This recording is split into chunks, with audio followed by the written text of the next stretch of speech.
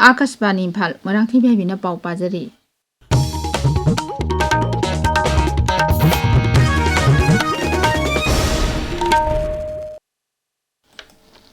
Minority Affairs विभाग की मखादा पाइखट पे Economic and Skill Development Program ESDP ngasi Chuzampur जिला दा हौदोखरे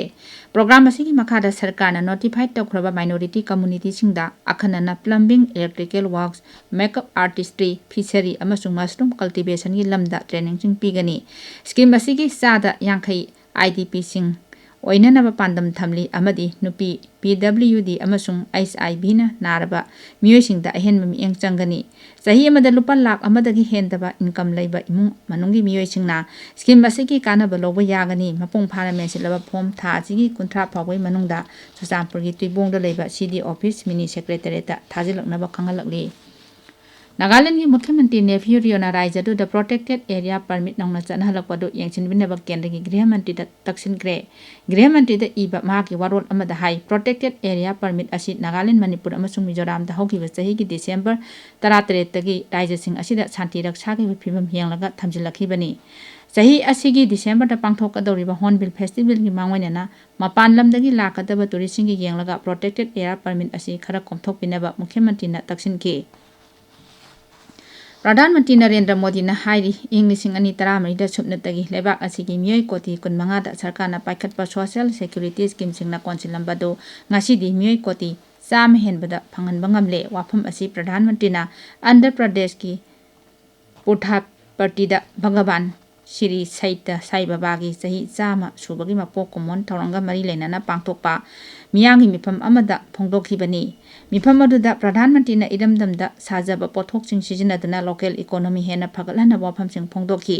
मिफम असिगी ममांगदा श्री सैता साई बाबा की महासमाधिदा अखन्नबा लाइनिंग पांगथोकपा थौरमदा प्रधानमंत्री सरुक याखि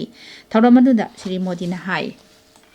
श्री सत्य साई बाबा का जीवन वसुधैव कुटुंबकम का जीवन स्वरूप था, इसलिए उनका ये बर्थ सेंटेनरी वर्ष हमारे लिए यूनिवर्सल लव, पीस और सर्विस का महापर्व बन गया है। हमारी सरकार का सौभाग्य है कि आज इस अवसर पर 100 रुपये का स्मृति सिक्का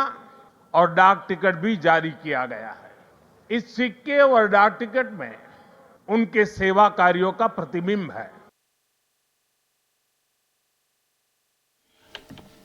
अमरोमदा आंध्र प्रदेश की खोंचत लोरबा मतुंगदा प्रधानमंत्री नरेंद्र मोदी ने ngasi तमिलनाडु कोयंबटूर थुंख्रे महाकना नुमित हुमनी चथगदबा South Indian natural farming summit हौलोकनी समिट असिदा लौमी लिसिंग मंगारोम सरुक यारबा याय श्री मोदी ने ऑर्गेनिक अमसुंग नेचुरल फार्मिंग तौरिबा लौमी सिंगा उनरबा मतुंग लोपा कोटी लिसिंग 53 की सेनफम ओइगदबा PM किसान की 19 सुबा इंस्टॉलमेंट लौमी कोटी मापलोमदा यंथोकनी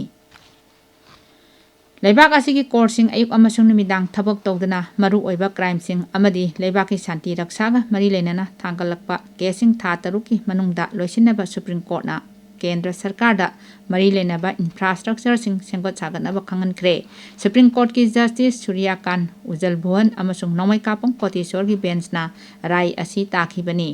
बेंच अदुन हाई कोर्ट की लिटिगेशन सिंग असी सेल यामना चंगबा ओइबना अथुबा मतमदा लोइसिलबदी मिपुंग खुदिंगदा कानबा पीबा ngamgani कोर्ट असिना अखन्नबा NIA अमसुंग स्पेशल स्टेट्यूट कोर्ट सिंग लिंखतपिनबा अमदी ऑनलाइन की खुथांगदा जबान पीबगी अयाबना चिंगबा यावरी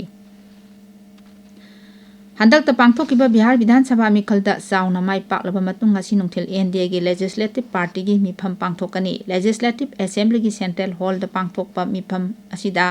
NDA की लुचिंगबा खल्लगनी जनता दल यूनाइटेड की लुचिंगबा अमदी मुख्यमंत्री नीतीश कुमार बु अमुक्का हन्ना NDA की लुचिंगबु ओइना खंदुना सरकार सेनबा राज्यपाल द महाकी सेरोल पिसिलबा याय मिफम असिगी मांगवैनना ngasi जनता दल यूनाइटेड की अखन्नबा मिफम अमदा मुख्यमंत्री नीतीश कुमार बु अमत ओइना दल असिगी लुचिंगबु ओइना खनखि BJP योइना हौजिक उप मुख्यमंत्री ओइरिबा समराट चौधरी बु दल असिगी लुचिंगबु ओइना खनखि